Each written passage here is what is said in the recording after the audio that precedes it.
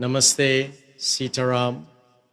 My name is Ravi Ramran, and I will be a Master of Ceremonies for a program celebrating Indian Arrival Day 2021 in Jamaica. I would like to welcome Mr. Vishwanath Tolan, Chairman of the National Council of Indian Culture, to bring his greetings. Namaste everyone.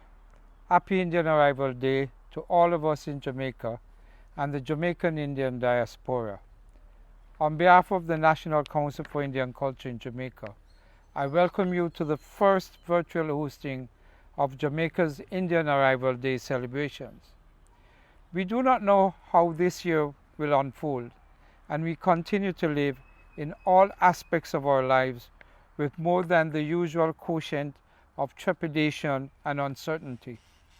Yet, I hope you feel, as I do, the energy of this moment and the anticipation and excitement of new beginnings. To those who have lost a loved one, family, or friend to the coronavirus pandemic, I offer my sincerest condolences to you on behalf of the Council and pray that you will continue to remain safe and healthy during this period of great uncertainty. This is usually the time of the year when celebrations for Indian Arrival Day happen at Chedwin Park. There's always lots of music, singing, dancing, and eating. Enough curry goat, curry chicken, dal, curry mango, alo, dal puri, aloo roti, bus-up shot, gulgula, kurma, and other Indian sweets, you name it. The day is to remember our Indian heritage and pass on the traditions we inherited from our foreparents. We remember the contributions members of the Indian community have and are still making to Jamaica. But Indian Arrival Day is a day that truly symbolizes what out of many one people means, because Indians and non-Indians come to celebrate.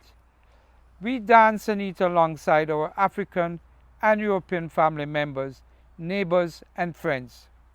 Family and friends from abroad come to celebrate, and we catch up. Everyone tries to mimic the Indian dancing they see on stage, and children run circles around each other playing. We soak up the day and the specialness of the Indian contribution to Jamaica over the past 176 years. In light of the COVID pandemic, such festivities are on hold. The pandemic caused us to halt our 175th celebrations last year and to rework our activities for 2021. Yet, we continue to remember that it has been 176 years since the first arrival of Indians to Jamaica.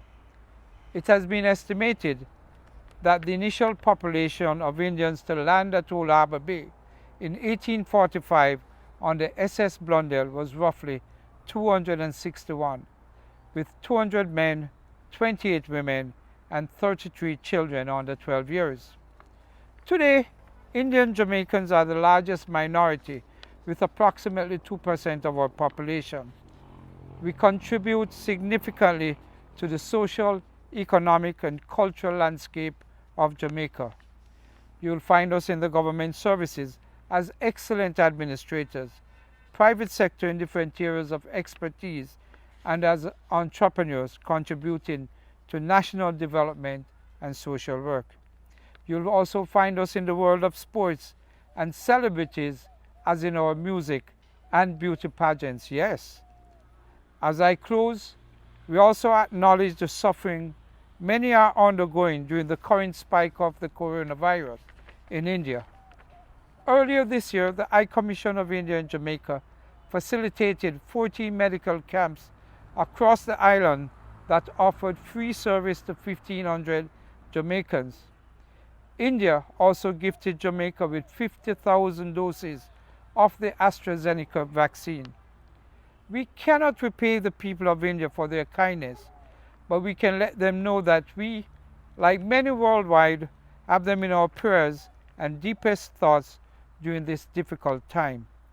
We know they are strong and mighty people and will prevail against the odds. We look forward to celebrating our mutual heritage and culture with them, albeit with the pandemic in the past. Finally, I look forward to celebrating Indian Arrival Day 2022 in our usual fanfare and fellowship next year. Thank you, Vishu. I would now like to invite Dr. Him Prasad, Director of Prema Satsang, to chant our opening prayers.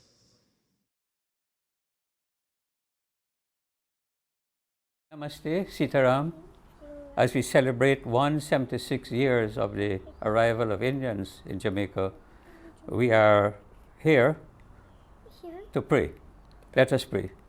Let us pray to God for good health, good relations, financial success, and everyone to be happy. Om Tvameva Mata Chapita Tvameva Tvameva Bandhuscha Sakha Tvameva Tvameva Vidya Dravinam Tvameva Tvameva Sarvam Mama Deva Deva. O Lord, Thou art our mother and father, our family and friend, our knowledge and our wealth. Thou art our everything, O Lord. Om Sarve Bhavantu Sikhinaha Sarve Santu Niramaya Sarve Bhadrani Pashyantu Ma Kashit Dukh Bhag Bhavit. May all be happy, may all be free from diseases, may no one suffer from misery, may all see what is good.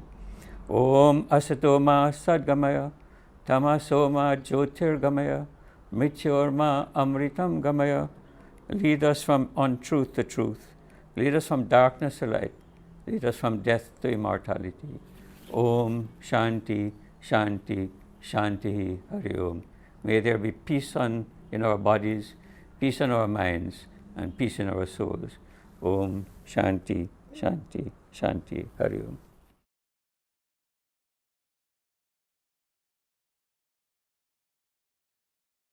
Thank you, Dr. Him Prasad. I would now like to invite Ms. Chantel Birse to perform the invocational dance. Chantel is a recent law graduate. Please welcome Chantel.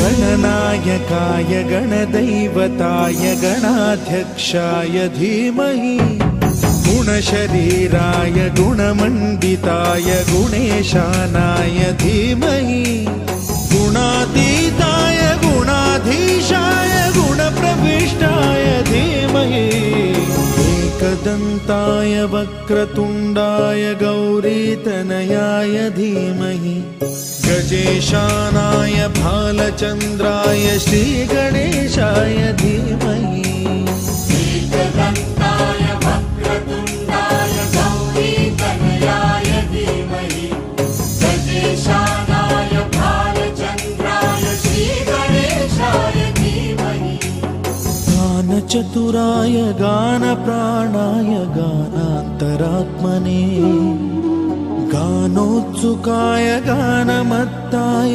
गानोत्सुकमनसे गुरुपूजिताय गुरुदैवताय गुरुकुलस्थायिने गुरुविक्रमाय गुह्यप्रवराय गुरवे गुणगुरवे गुरुदैत्यकलक्षेत्रे गुरुधर्मसदाराध्याय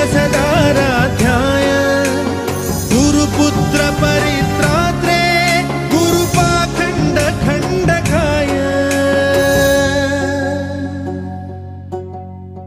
गीत गीतसाराय गीततत्त्वाय गीतगोत्राय धीमहि गूढगुल्फाय गन्धमत्ताय गोजयप्रदाय धीमहि गुणातीताय गुणाधीशाय गुणप्रविष्टाय धीमहि एकदन्ताय वक्रतुण्डाय गौरीतनयाय धीमहि गजेशानाय भालचन्द्राय श्रीगणेशाय धीमहि एकदन्ताय वक्रतुण्डाय गौरीतनयाय धीमहि गजेशानाय भालचन्द्राय श्रीगणेशाय धीमहि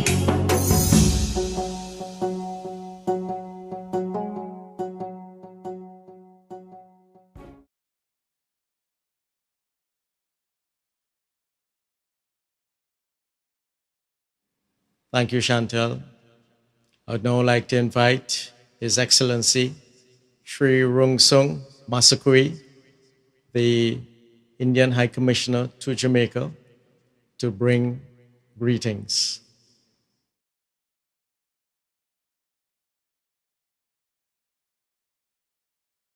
I would like to congratulate the Indian community on completion of 176 years of their arrival in Jamaica.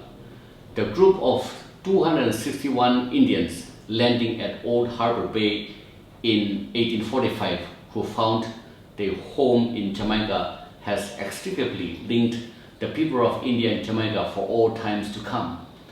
I address you today as Jamaican Indians, for you have made the land your own, adopted its culture, and contributed to its development. It is equally heartening that Jamaica has welcomed you with open arms, provided its resources for you to grow, and above all bestowed you with dignity and respect. And yet, you are, on the other side, inalienably linked to India through ties of blood. Those who had arrived many decades ago, and also those who arrived more recently in Jamaica, both might have physically left India, but they had left a part of your soul, your mind behind, and India never left out of their hearts. It is this Indianness in you that has kept alive your distinct way of life that marks Indians all over the globe. It is your Indianness that is discernible in the festivals of Phagwa and Hosei, the mango and the neem trees, the spicy food, and the traditional dresses visible in Jamaica. Your Indianness also comes across your entrepreneurial success that benefits the economy and produces thousands of jobs. Believe it or not, your sense of service and patriotism for Jamaica is also a mark of your Indianness that teaches faithfulness to the soul. Friends, as you distinguish yourselves with your exemplary life and success in Jamaica, I want you to know that India remembers you in her prayers. India, the motherland of your ancestors, is proud of you. Your achievements and successes are a matter of pride for us. You deserve praise for giving us this happiness. You must also remember that you are not just some 1,000 people of Indian origin living in Jamaica. You are part of the 18 million strong Indian diaspora spread across the world. A diaspora that is known for hard work, peace-loving nature, and willingness to contribute to the development of the countries which have adopted them. You are at the same time an extended family of a country that represents 1/6 of humanity, the largest democracy in the world, and is one of the world's largest economies.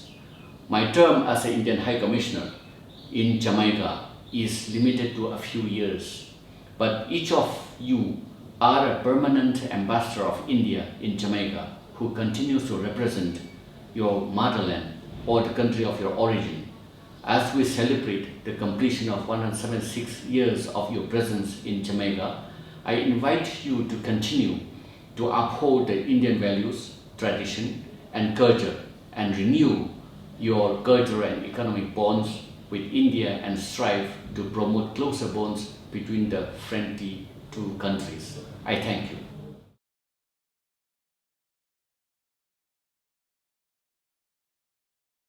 Thank you, Your Excellency. I would now like to invite the Honorable Olivia Babsy Grange, Minister of Culture, to bring her message.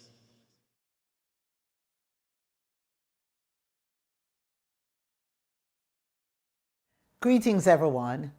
Each year, I look forward to celebrate with our Jamaican Indian community on the occasion of Indian Arrival Day. This year marks 176 years of Indian presence in Jamaica, and what a contribution our Indian brothers and sisters have made to Jamaica. We're proud to celebrate their contributions to the social, economic, and cultural fabric of Jamaican society.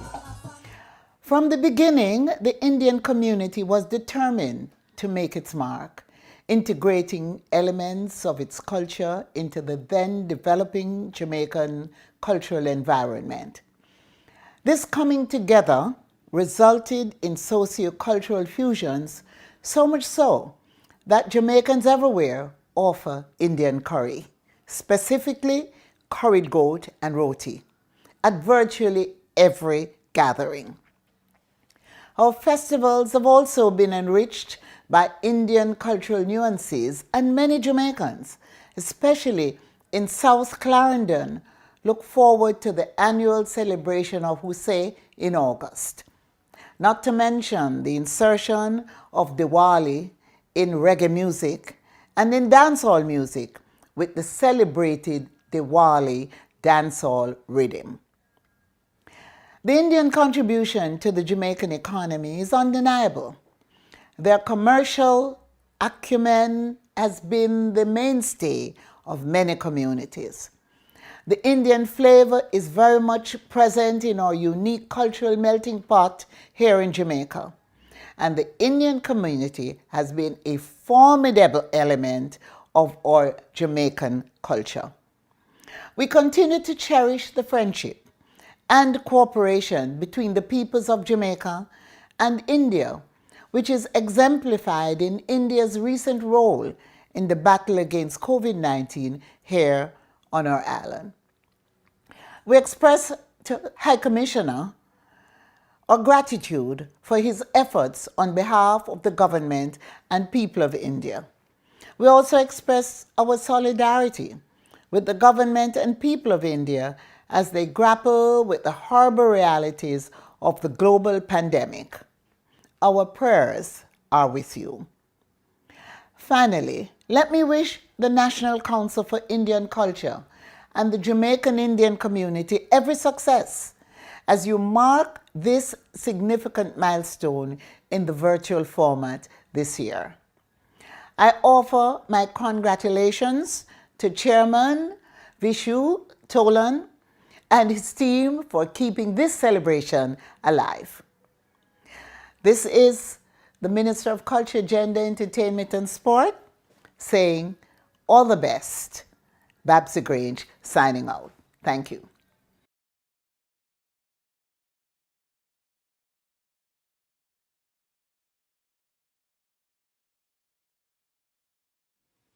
Thank you, Minister.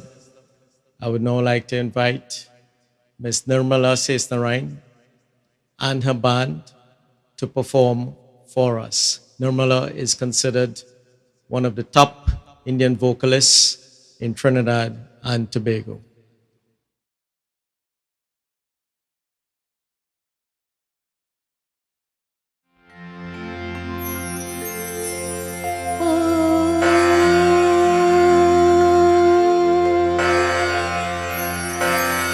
Shri Ganeshaya Namaha, Shri Saraswate Namaha, Shri Parivallabha Narasimha Saraswati, Om Shri Gurave Namaha. Ram Milan Kab ho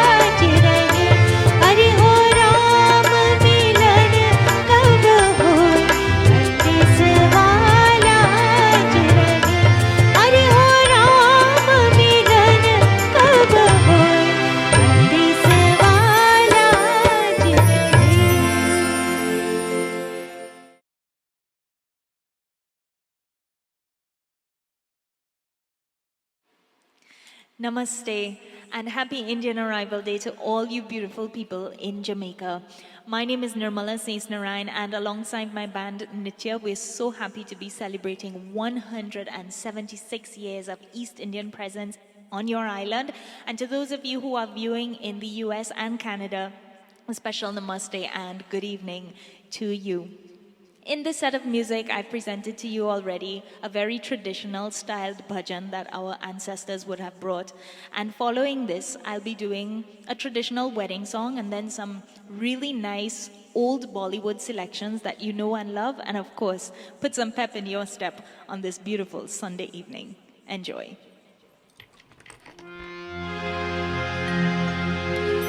दुल्हन बनी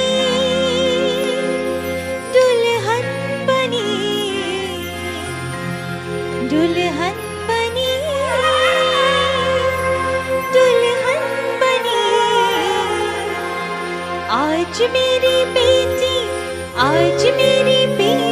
की शादी करूंगी बनी है प्यारी बेटियां दुल्हन बनी है प्यारी बेटियां दुल्हन बनी दुल्हन बनी दुल्हन बनी दुल्हन बनी दुल्हन बनी आज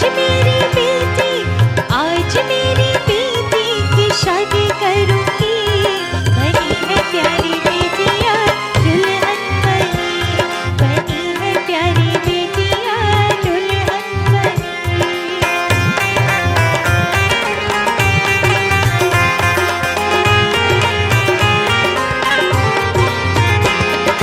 बालों में गजरा आँखों में गजरा बालों में गजरा आँखों में गजरा नाज़ों में मेरी गोरी बाली बनी है प्यारी बेटियां दुल्हन बनी है प्यारी बेटियां दुल्हन बनी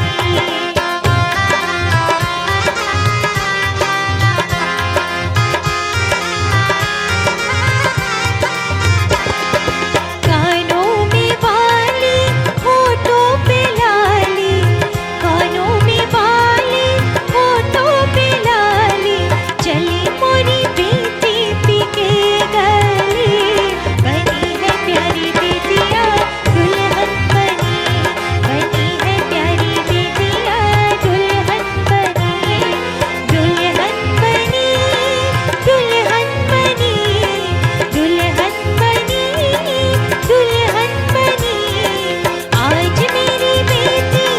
आज मेरी बेटी की शादी करूंगी बनी है प्यारी बेटियां दुल्हन बनी है प्यारी बेटियां दुल्हन बनी है प्यारी बेटियां दुल्हन बनी है प्यारी बेटियां दुल्हन बनी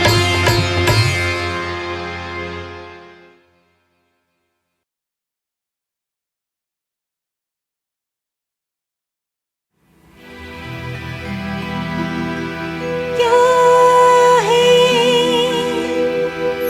इस बांसुरिया में जो मुझ में नहीं सवरिया कभी होठों से मुझे भी लगा ले बांसुरी बनाएंगे हो बांसुरी बनाएंगे बांसुरी बनाएंगे हो बांसुरी बनाएंगे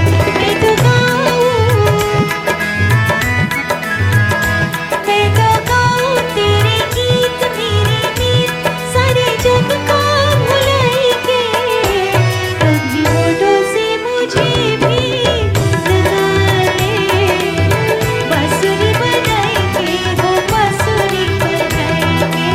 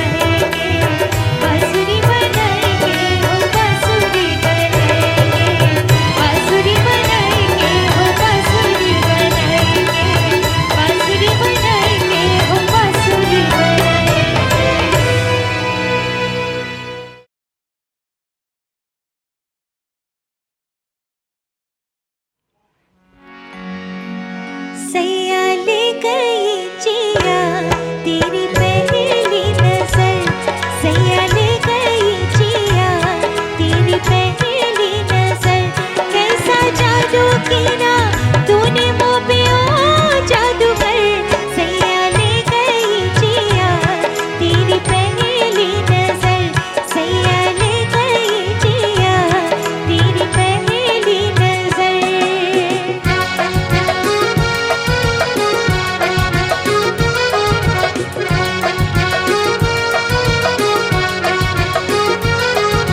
पहली लगा तू एक सपना सा अब तो लगा तू मोहे अपना सा पहली लगा तू एक सपना सा अब तो लगा तू मोहे अपना सा ले चल हाथ पकड़ के सजना जाए जिधर सैया ले गई जिया तेरी पहली नजर सैया ले गई जिया तेरी पहली नजर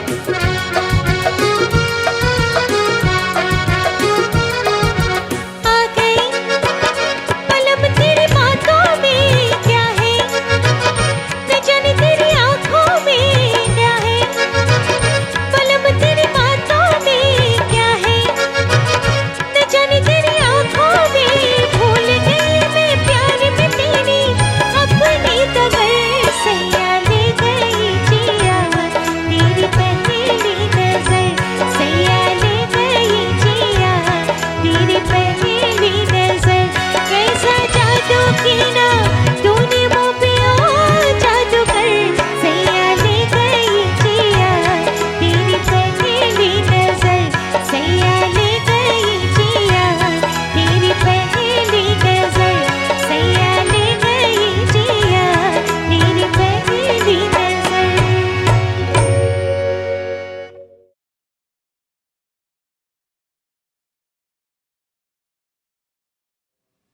Thank you, Nirmala. I would now like to invite Dr. Revati Singh to bring us a short message on the Indo-Jamaican journey. Dr. Revati Singh is the head of the History Department of the University of the West Indies, St. Augustine campus.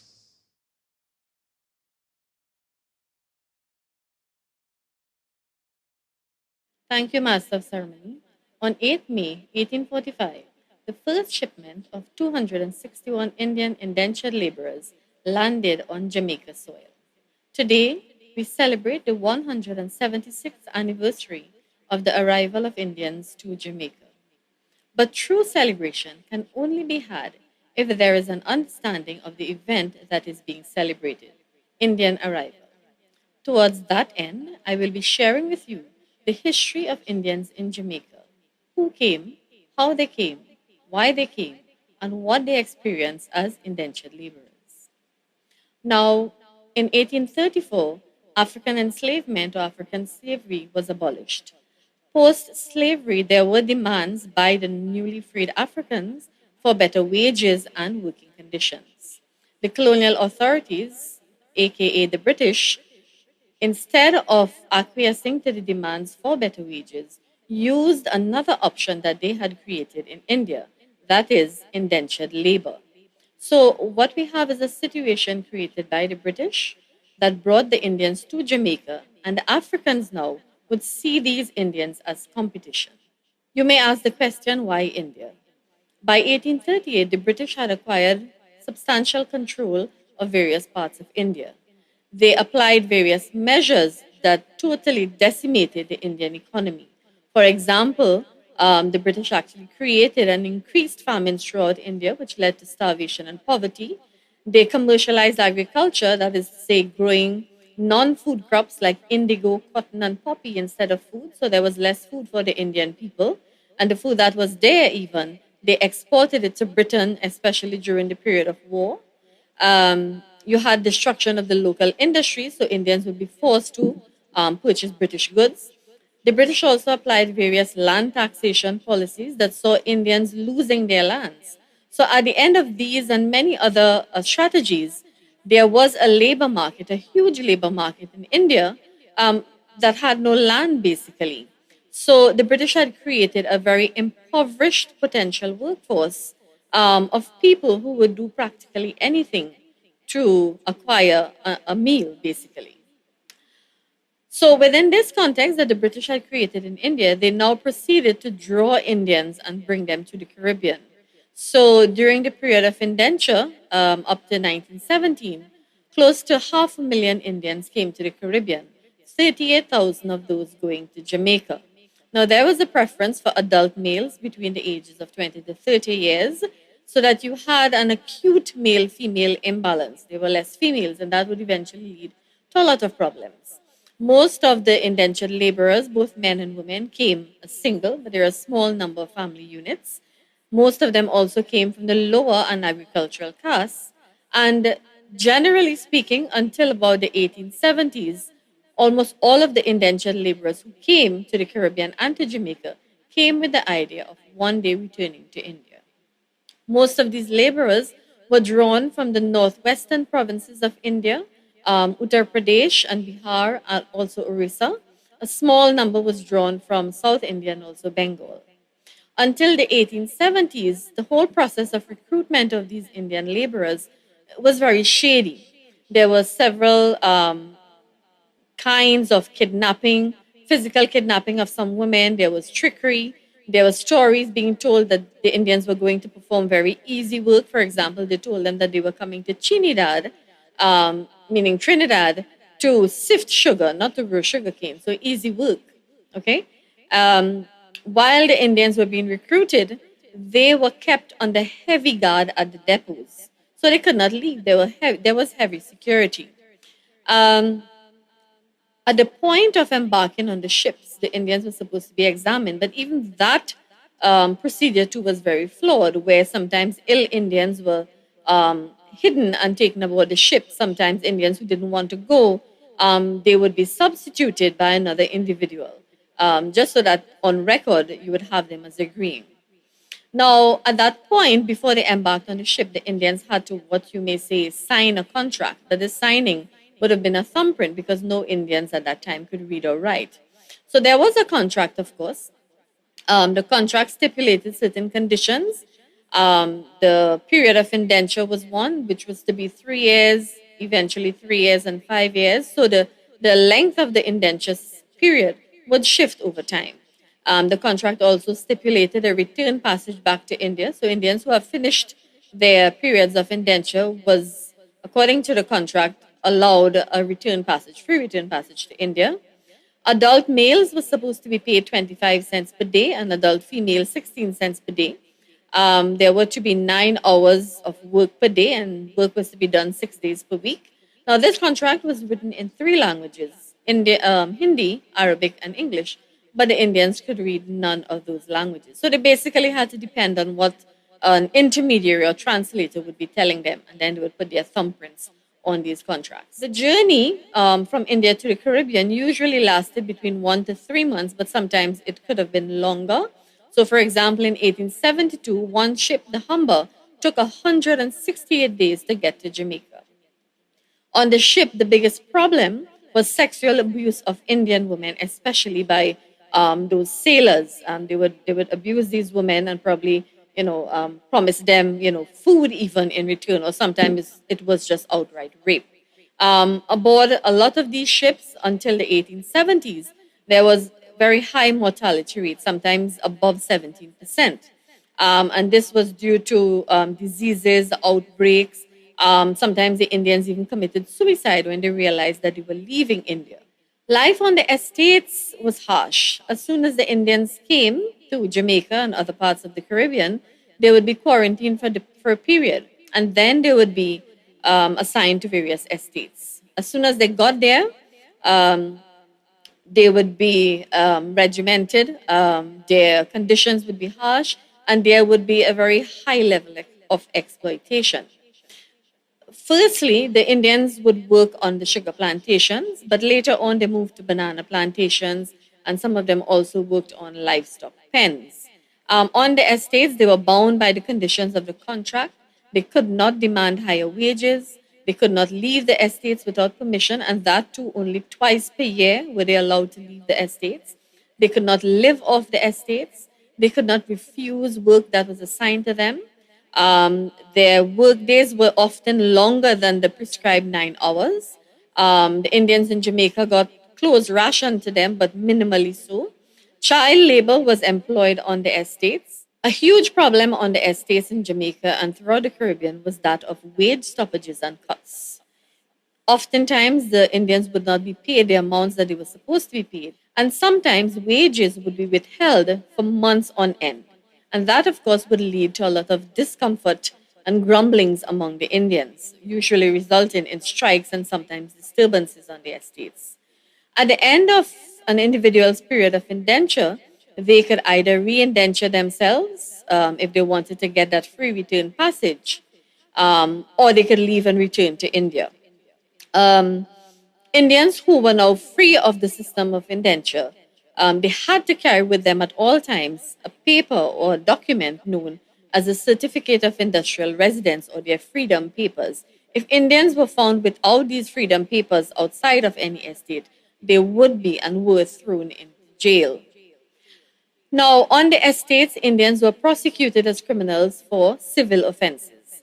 Their most serious offenses were disobedience, maybe threats to those in authority, verbal assault, and of course, sometimes when they were totally fed up of the harsh treatment and the non payment of wages on the estates, they would refuse to come to work.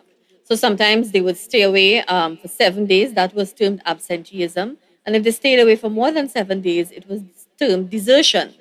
Now, for desertion or absenteeism, the Indians might be thrown into jail for a month, between a month or 3 months. They might be fined. So the punishment would vary. If an Indian was found, as I said, without their freedom paper, they would be imprisoned and charged for vagrancy. And sometimes they would be imprisoned for up to 3 months.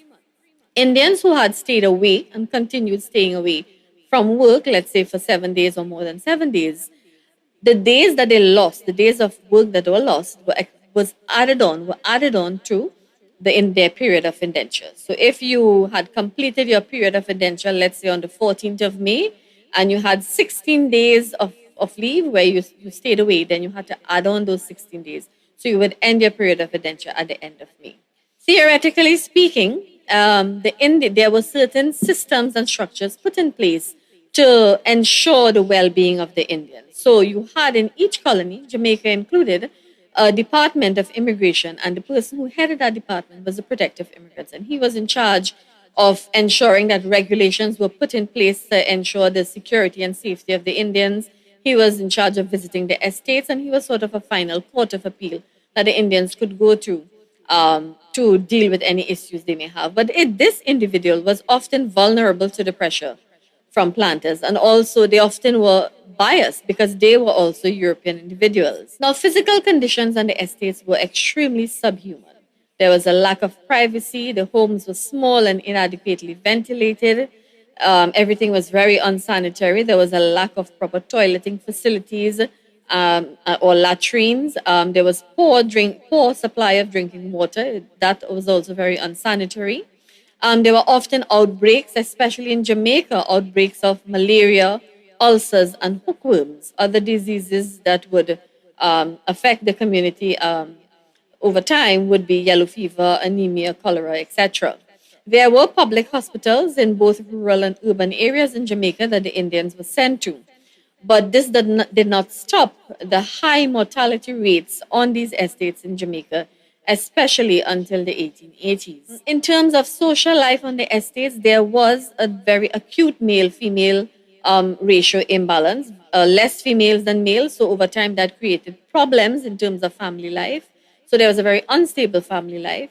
There was sexual abuse of women and violence against Indian women coming from both Indian men and non-Indian men, like the overseers and so forth. The traditional systems of family, caste, and community very quickly broke down because there was nothing in the estates and even out of the estates to support these systems. There were restrictions placed on some religious and cultural practices. For example, when weddings were usually performed at night, and this was banned, saying that it was disturbing the peace. Hindus could not cremate their dead, and even Jose was often looked at very suspiciously at times. Indian marriages were not legally recognized, and Indians also had to deal with the fear, the very real fear, and the reality of conversion, especially by the Canadian Presbyterian Mission and other Christian groups. So, how did the Indians now respond to all that they had to endure on the plantations? Generally speaking, they would tolerate. They tolerated a lot, and then when they couldn't tolerate anymore, they applied or they employed certain strategies to deal with these harsh and unfair treatments. So, oftentimes, they would undermine production on the estates via strikes and demonstrations. They would stay away from work, as I told you, either absenteeism or desertion. Some of them would pretend to be ill. Some of them would buy themselves out of their contracts if they had saved up enough money. Um, and a few of them actually committed suicide on the estates. But the most visible way that the Indians responded to these harsh and unfair treatments would be in terms of strikes. So in Jamaica, between 1847 and 1921, there was a total of 18 strikes on the various estates. And most of these would be in response to non payment or withholding of wages. Between 1917 and 1920, the period of Indian indenture was brought to an end. And this had to do essentially with the fact that it was no longer profitable to the colonial authorities, to the British, to continue with the system. There were other reasons, but these were, very small in comparison to the issue of profitability. Now, very quickly, the British realized that, it would be to their benefit if the Indians were encouraged to stay in Jamaica instead of having to bring new Indians all the time. So they hoped to entice the Indians over a period of time by offering them either 4 hectares of land or 12 pounds instead of their return passage to India. So you had a cash option of 12 pounds or 4 hectares of land. Initially, most of the Indians took the cash option of 12 pounds and stayed in Jamaica. Eventually, some of them started taking the land, but what happened is that these lands that were given to the Indians were often too mountainous and too dry for cultivation. So even though they had opted for the land, many Indians abandoned the land because it was too difficult to actually cultivate. But those Indians who actually kept the lands, these lands provided a base for them to move off the plantations totally. So they would move off and then develop their own lands. Some Indians kept the land but continued working on the plantation. So the wages from their private land would supplement the wages from the plantations. And these Indians, with their lands now, they would engage in sugarcane cultivation, wet rice cultivation, and the cultivation of various kinds of vegetables. Some of these Indians who acquired land, they also bought additional land, with their own monies. And some of them went on to, establishing huge sugar estates and really large land holdings. Now, up to the 1940s, the majority of Indians in Jamaica were agricultural workers, whether sugarcane, rice, vegetables, and so forth. However, from as early as 1891, there were some business people, especially in terms of shopkeeping and so forth. There were some sales clerks, there were bankers, and of course, jewelers. Indians were excellent jewelers, and they brought that skill to Jamaica.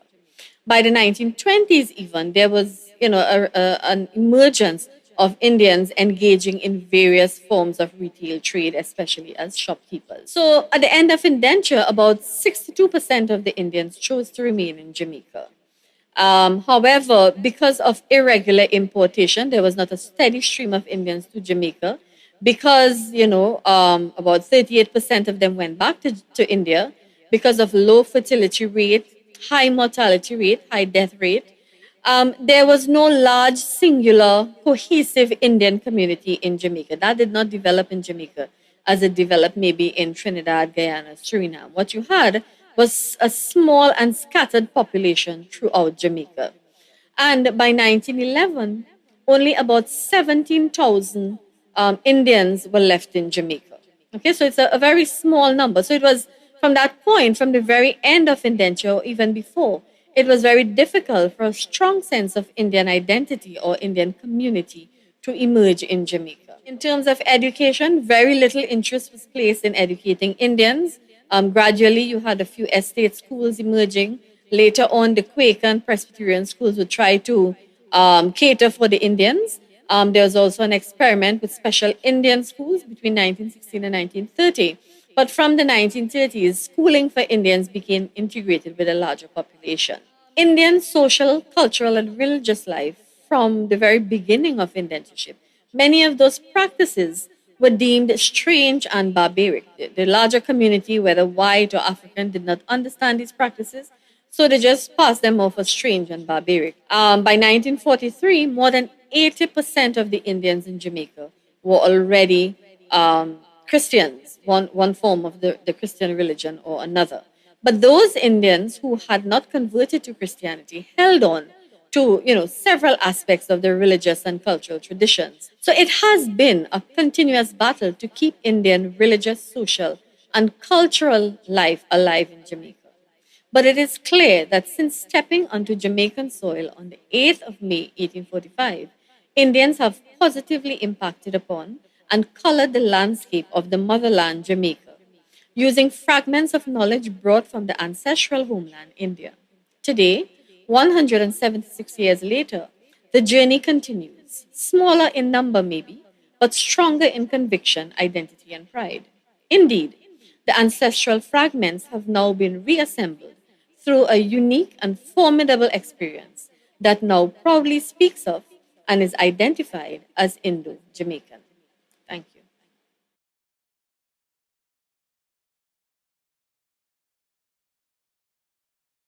Thank you, Dr. Revati Singh. I would now like to invite Ms. Nirmala Sesnarine and Mr. Neval Chetlal. Both of them are considered leading vocalists and exponents of Indian singing in Trinidad and Tobago, and their band.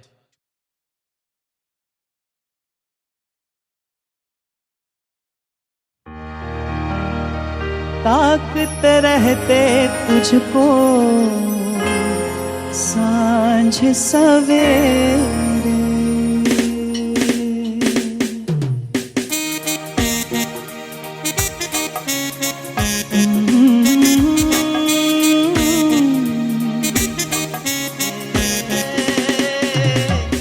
नैनों में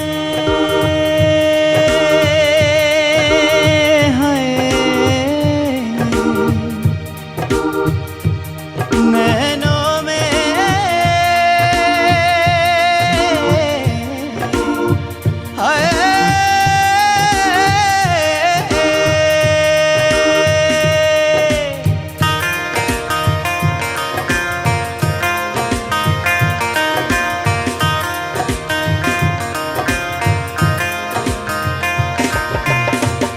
ताकते रहते तुझको सांझ सवेरे नैनों में बसिया जैसे नैन ये तेरे नैनों में बसिया जैसे नैन ये तेरे तेरे मस्त मस्त दो नैन मेरे दिल कले गए छे ओ मेरे दिल कले गए छे तेरे मस्त मस्त दो नैन ओ तेरे मस्त मस्त दो नैन मेरे दिल कले गए छे ओ मेरे दिल कले गए छे तेरे मस्त मस्त दो नैन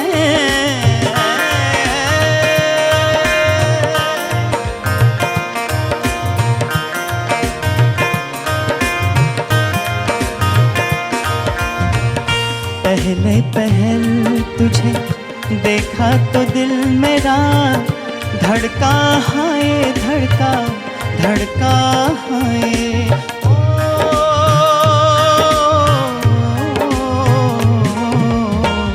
पहले पहल तुझे देखा तो दिल मेरा धड़का हाय धड़का धड़का हाय जल जल उठा हूँ मैं शोला जो प्यार का भड़का है भड़का भड़का है नींदों में गोल गए हैं सपने जो तेरे बदले से लग रहे हैं अंदाज मेरे बदले से लग रहे हैं अंदाज मेरे तेरे मस्त मस्त दो नैन मेरे दिल का ले गए चैन, ओ मेरे दिल का ले गए चैन, तेरे मस्त मस्त दो नैन, ओ तेरे मस्त मस्त दो नैन, मेरे दिल का ले गए चैन, मेरे दिल का ले गए चैन, तेरे मस्त मस्त दो नैन, ओ तेरे मस्त मस्त, तेरे मस्त मस्त, तेरे मस्त मस्त दो नैन, ओ तेरे मस्त मस्त, तेरे मस्त मस्त, तेरे मस्त मस्त दो नैन, ओ तेरे मस्त मस्त, तेरे मस्त मस्त, तेरे मस्त मस्त दो नैन, तेरे मस्त मस्त, तेरे मस्त मस्त, तेरे मस्त मस्त दो नैन, नैनों में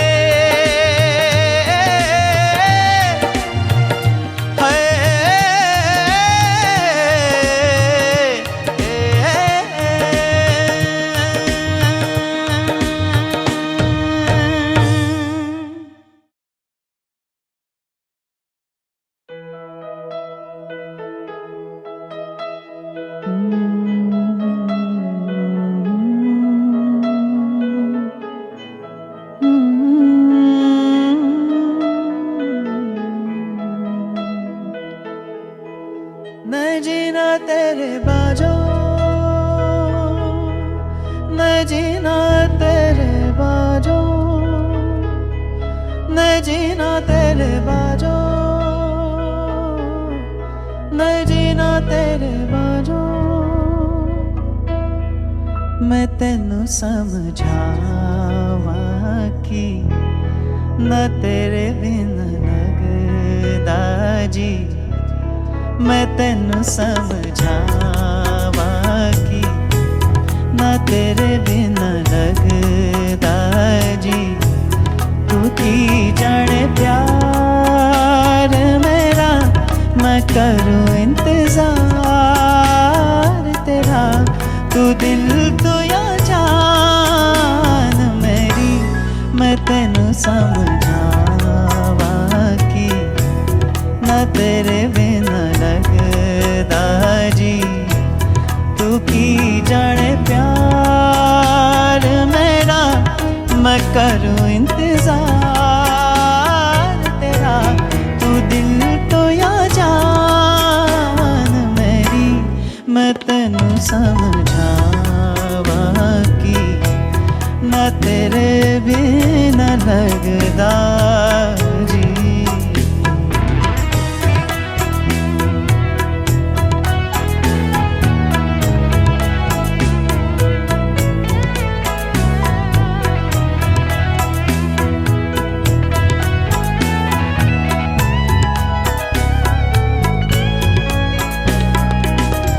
मेरे दिल ने चुन लिया ने तेरे दिल दिया राह, तू जो मेरे नाल तू रहता, तुर पे मेरी आसा, जीना मेरा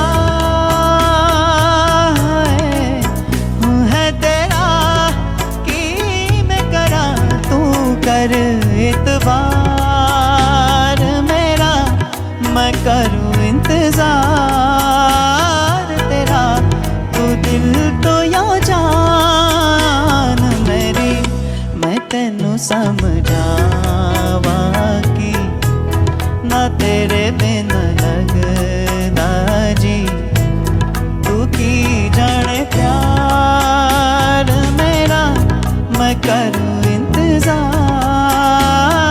तेरा, तू दिल तो या जान मेरी, मैं तेनू समझावा कि ना तेरे बिना लगदा जी।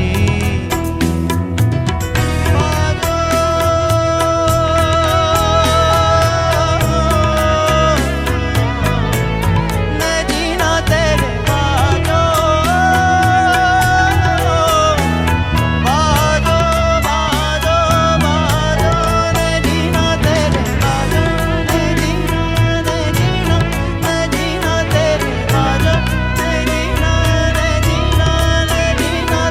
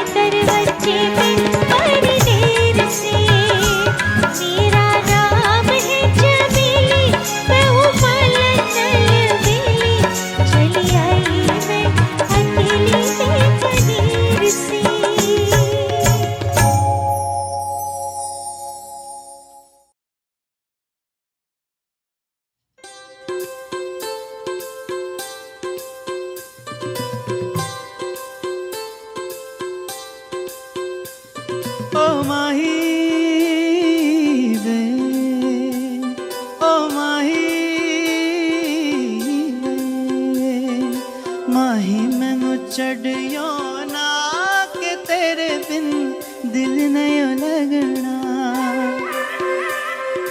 जिते भी तू चलना ए माही मैं तेरे पीछे पीछे चलना तू जी सकती नहीं मैं जी सकता नहीं कोई दूसरी में शर्ता भी रखना नहीं क्या तेरे बाजो मेरा सच्चियां मोहब्बत वे माही किठे होर नया मिलना जिते भी तू चलना माही मैं तेरे पीछे पीछे चलना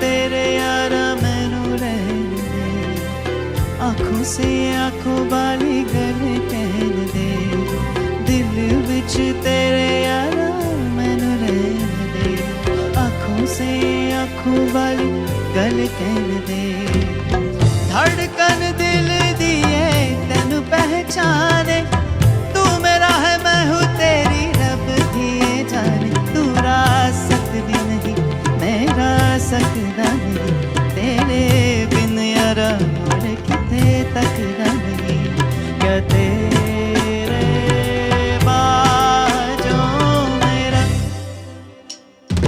रंग तेरा चढ़ जावे के हुड़ कोई रंग नया चढ़ना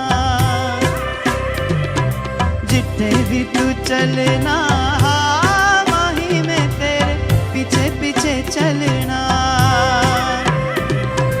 माही मैनू चढ़ियो ना के तेरे बिन दिल नहीं लगना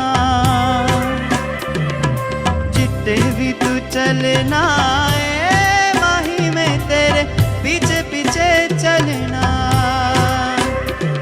ओ माही ओ माही ओ माही ओ माही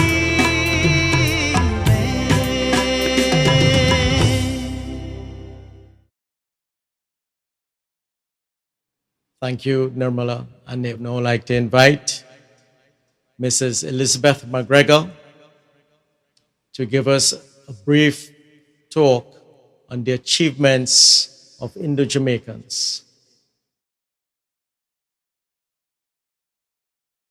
Throughout the years, the Indian Jamaican population has suffered many hardships, but they have also contributed to the multicultural landscape that is Jamaica. We use this forum as an opportunity to remember their resilient spirit and accomplishments.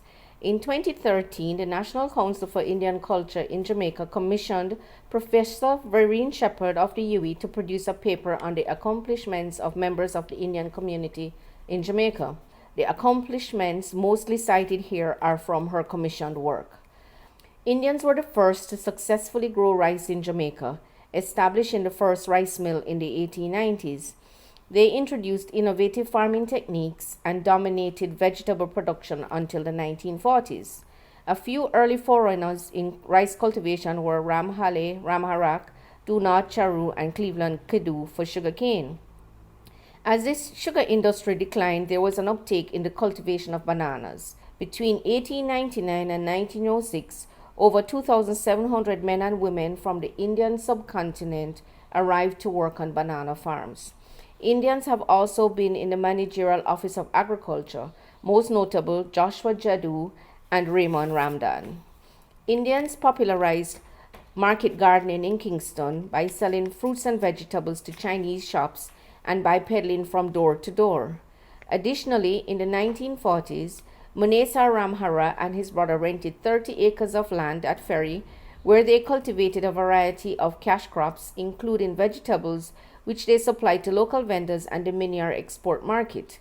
Indians also introduced over 75 species of plants to Jamaica. In addition to bringing curry to Jamaica, Indians also introduced tamarind, coolie plum, mangoes, betel, banta or eggplant, bindi or okra, lauki or squash, jackfruit or achar, dal and roti. They also brought spices such as jeera or cumin, dhania or coriander, methi, pudina, laong or cloves, ilachi or cardamom, and haldi or turmeric. Indians contributed greatly to Rastafarian practices. First, it was Indians who brought cannabis and the chillum pipe to Jamaica as part of their religious rituals.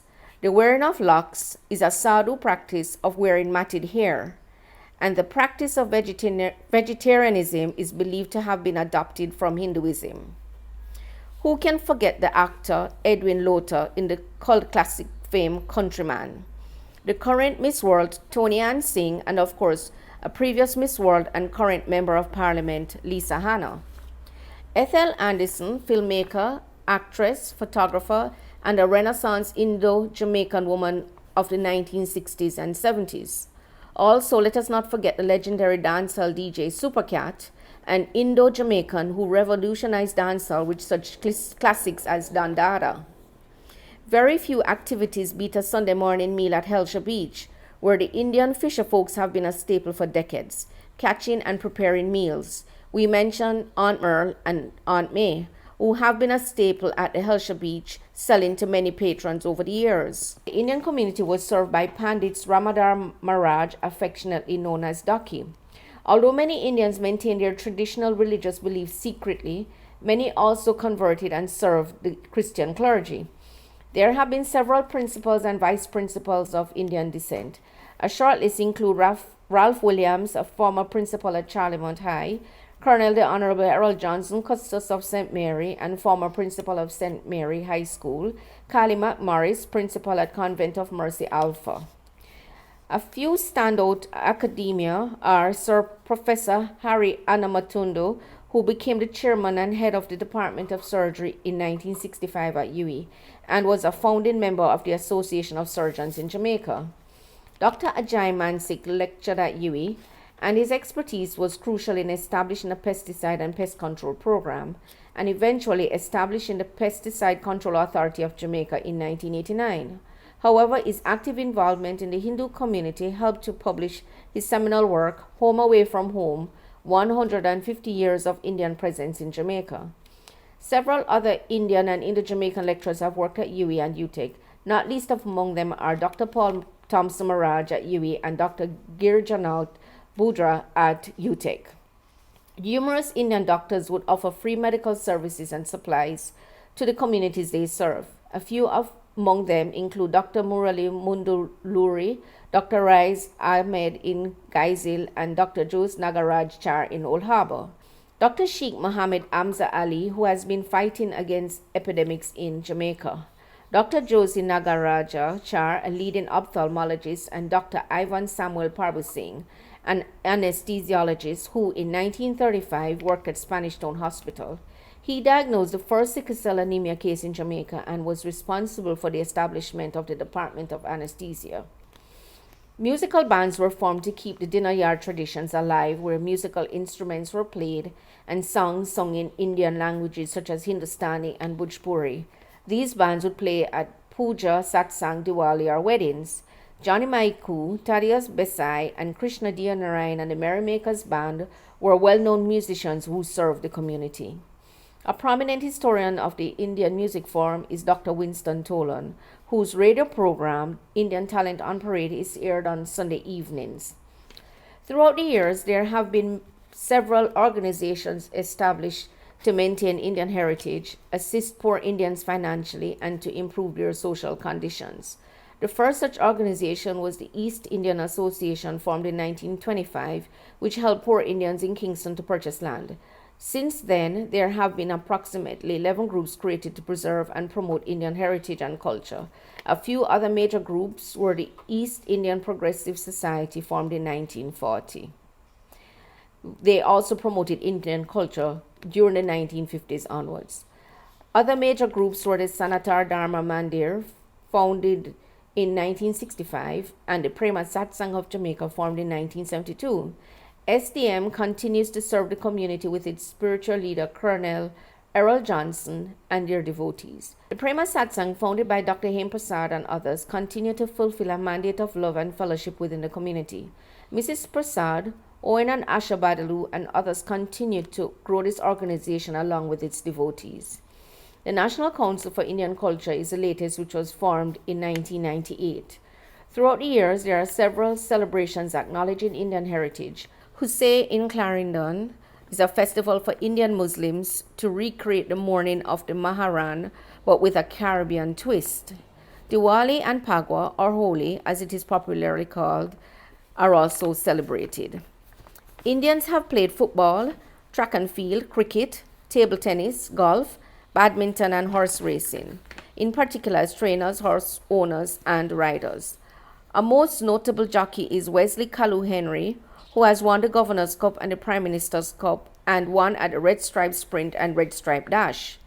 He was named champion jockey in 1996.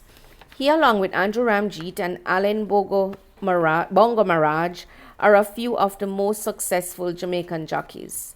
In football, we had Derek Denister playing for Boys Town and Jamaica. In cricket, there was the All-Indian team which participated in the Junior Cup. In badminton, we had persons of the ilk of Roy Paul Jr., who represented Jamaica at the senior level. India Jamaicans have also led the way as sports administrator, sports journalists, and sports doctors. Vishu Tolan has been president of the Pan Am Badminton Confederation since 2013, and he is also the highest elected official of an international Olympic sporting body, as he sits as vice president of the Badminton World Federation since 2013.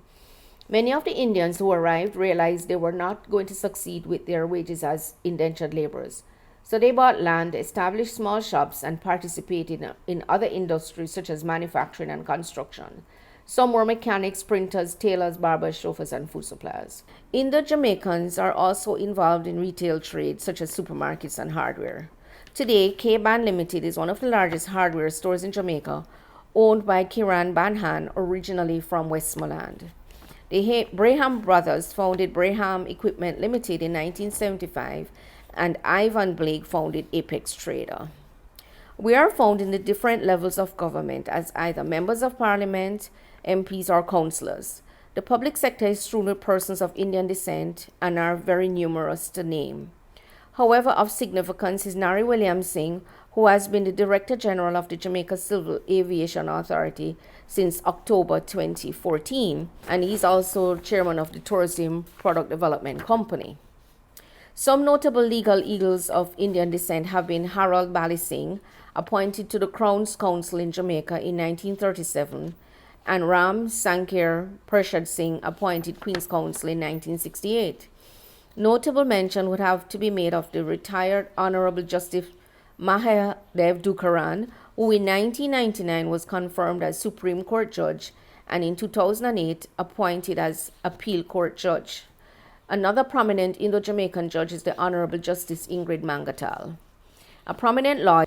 So, on this 176th anniversary of Indian arrival to Jamaica, let us remember not just the few individuals mentioned, but the range of contributions of the descendants of those indentured servants have made to Jamaica and in the ensuing years. We salute the many persons of Jamaican Indian descent who have worked tirelessly for the development of Jamaica. We would have realized a number of our own receiving national honors during our independence celebrations.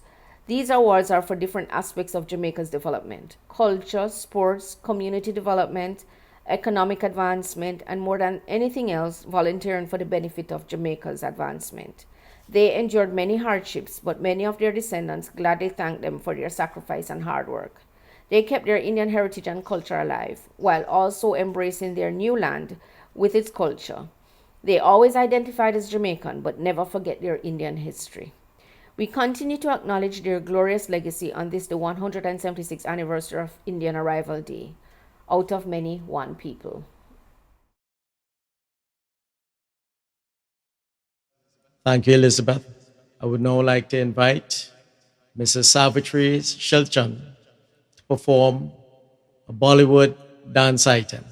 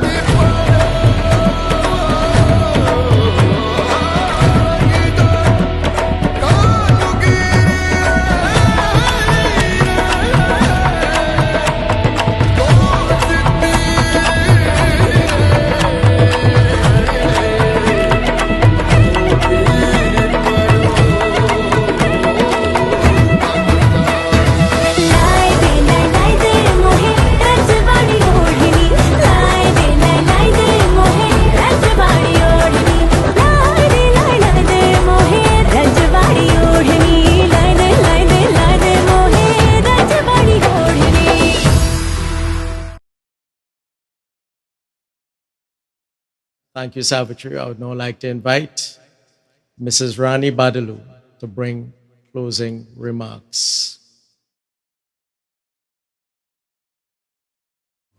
Sitaram, everyone. If you've made it to this point, thank you so much for spending your evening with us as we celebrated 176 years of Indian arrival in Jamaica. If you enjoyed today's presentation, be sure to take note of this space as we will continue to update content throughout the year whenever we have events showcasing the beauty of Indian culture in Jamaica. It has been 176 years of calling this blessed island home. 176 years of contribution to building our amazing island. 176 years of being weaved into the beautiful tapestry that is Jamaican culture. 176 years of Indo-Jamaican pride. Once again, thank you so much for spending your evening with us. We hope you stay safe and healthy, and we look forward to meeting with everybody in person soon. Have a great evening. Thank you, Rani. I would now like to invite Nirmala and her band to perform the closing act.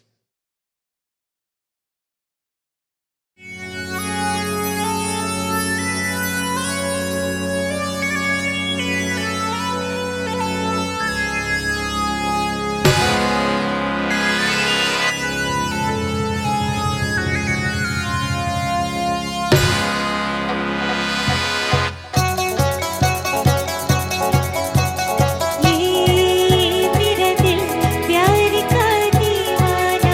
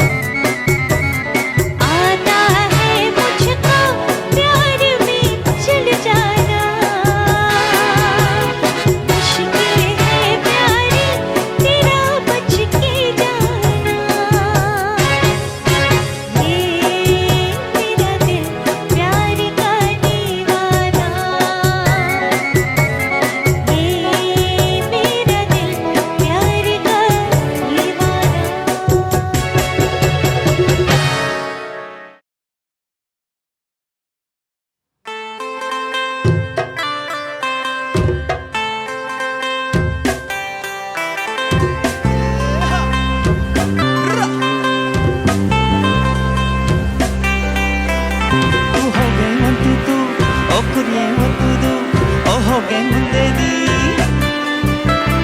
ಮಾತಂಗವರಿಜಿ तू आवे उदेदी ओ होगे ಮುಂದೆದಿ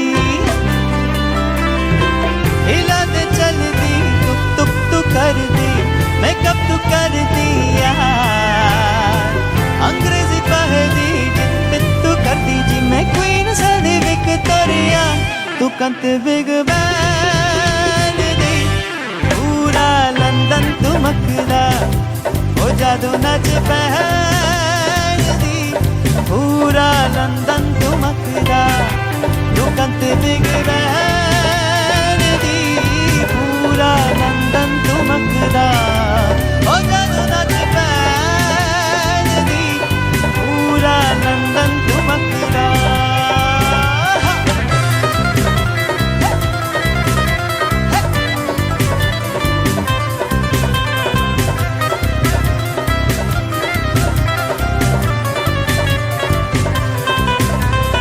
loud speaker ते मदन बजदी हो like a virgin hello कर दे कबूतर वर्जी ओ मम्मा फिर दी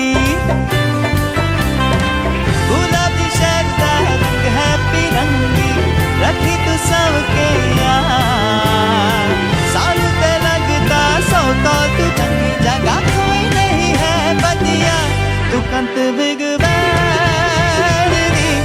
पूरा London तू मकदा हो जादू नच पहन दी पूरा लंदन तू मकदा तू कंत बिग बैन दी पूरा लंदन तू मकदा हो जादू नच पहन दी पूरा लंदन तू मकदा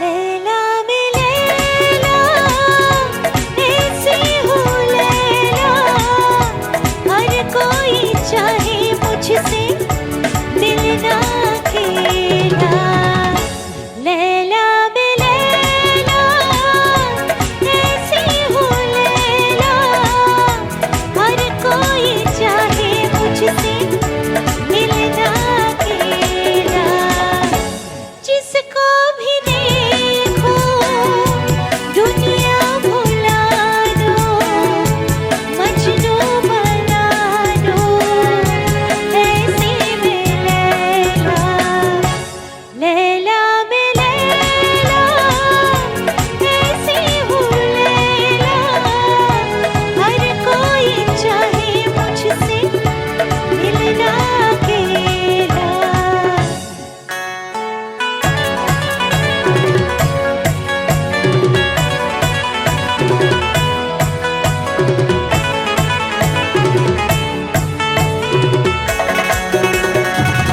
मोहब्बत का जिसको तरीका लाया उसे जिंदगी का सलीका लाया मोहब्बत का जिसको तरीका लाया उसे जिंदगी का सलीका लाया राहे वफा में जां पर जो खेला उसके लिए है ये हसीनों का मेला लैला में लैला ऐसी हूँ लैला हर कोई चाहे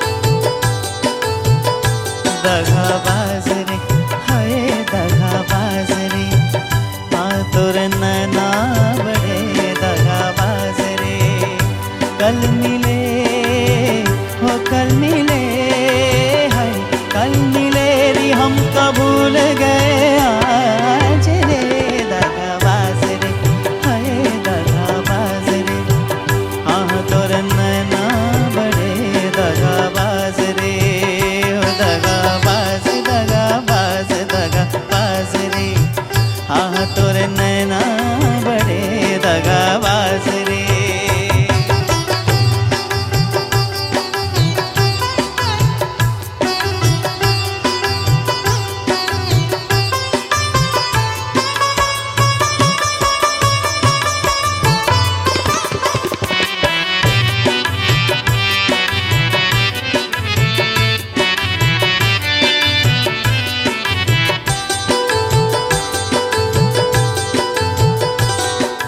काहे खफा ऐसे चुलबुल से बुलबुल काहे ना तू माने बतिया है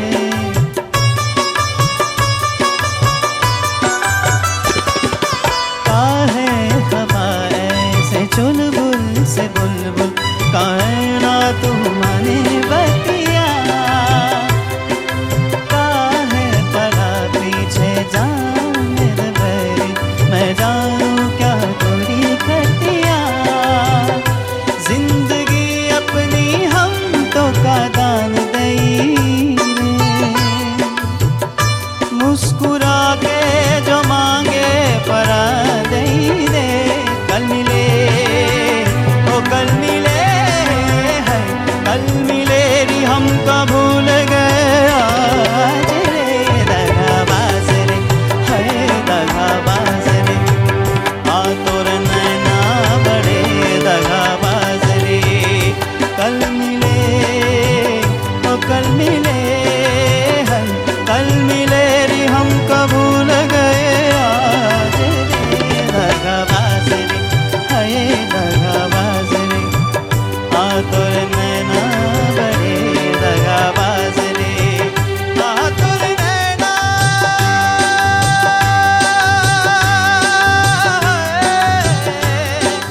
नैना नैना नैना है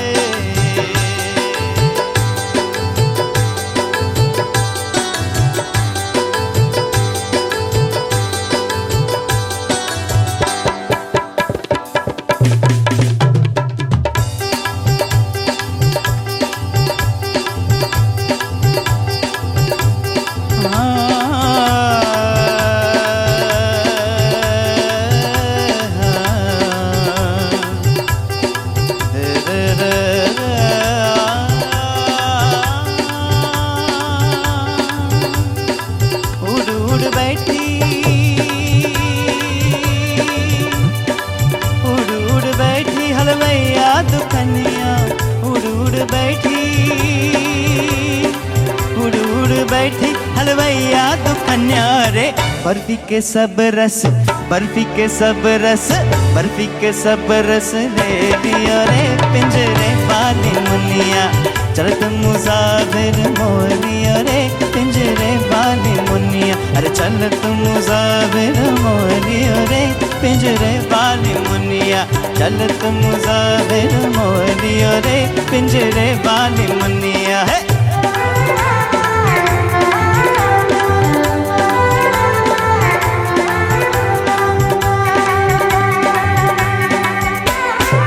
उड़ उड़ बैठी पनवदिया दुकनिया उड़ उड़ बैठी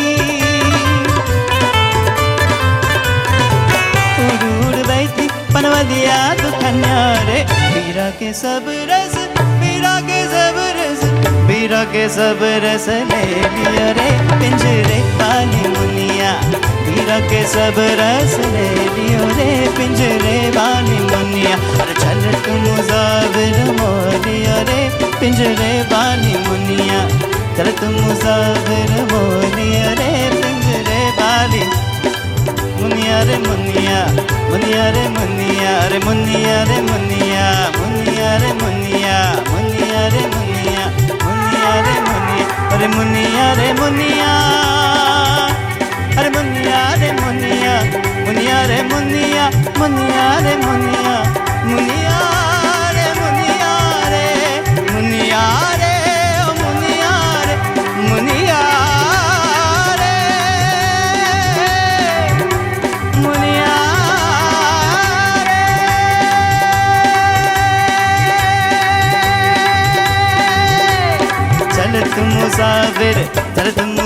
मुसाफिर चलत मुसाफिर मोलिया रे पिंजरे वाली मुनिया चलत मुसाफिर मोलिया रे पिंजरे वाली मुनिया रे वाली मुनि पिंजरे वाली मुनि पिंजरे वाली ओ पिंजरे वाली मुनिया मुनिया रे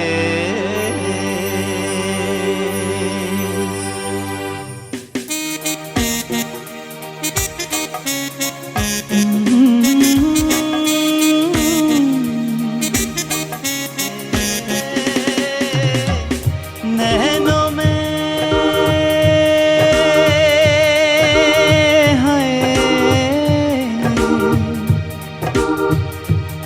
नैनों में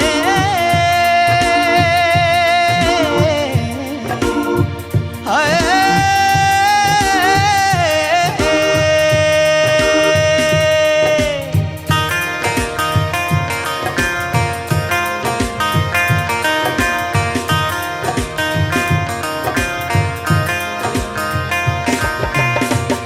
ताकते रहते तुझको सांझ सवेरे नैनों में बसिया जैसे नैन ये तेरे नैनों में बसिया जैसे नैन ये तेरे तेरे मस्त मस्त दो नैन